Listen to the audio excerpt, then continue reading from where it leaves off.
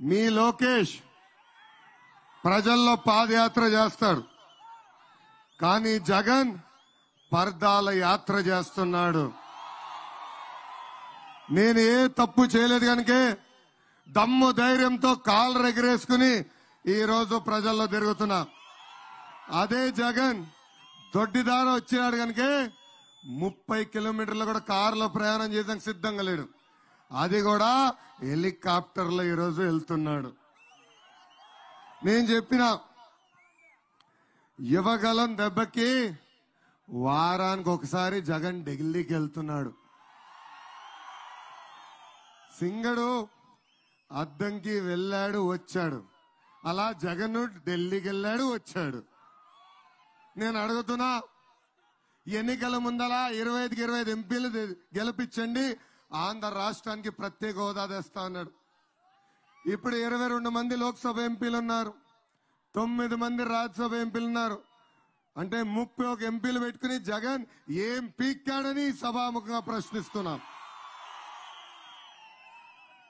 రాష్ట్రం ప్రయోజనాలు నిల్లు, సొంత ప్రయోజనాలు ఫుల్.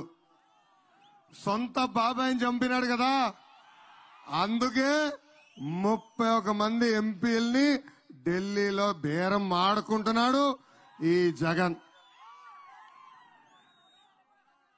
మనందరం ఆలోచించాలా. జగన్ అధికార మదంలో ఉన్నాడు, కానీ మొన్న ఎమ్మెల్సీ ఎన్నికల్లో ప్రజలే జగన్ కి మంచి గుండు కొట్టారు. మీడియా మిత్రుల్ని వాళ్ళని అడిగారు, ఎట్లా ఓడిపోయారు మీరు ఎన్నికలంటే, మా ఓటర్లు కాదు వీళ్ళు అని చెప్పే పరిస్థితికి వచ్చింది ఈ ప్రభుత్వం. నేను చెప్తున్నా, జగన్ పని అయిపోయింది. వచ్చేది మళ్ళీ మన బాబు గారి అధికారం.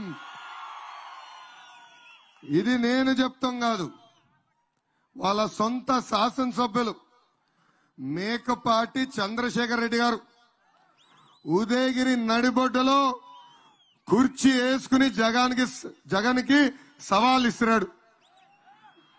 ఏం పీకాడు జగన్, ఆయన ఎంట్రిక కూడా పీకలేకపోయాడు.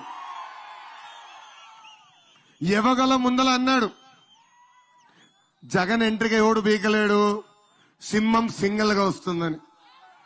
యువగలం దెబ్బకి అయ్యా మీరు ఒంటరిగా పోటీ చేయండి అయ్యా అని అడుక్కు తినే పరిస్థితికి వచ్చాడు ఈ జగన్. ఒక్క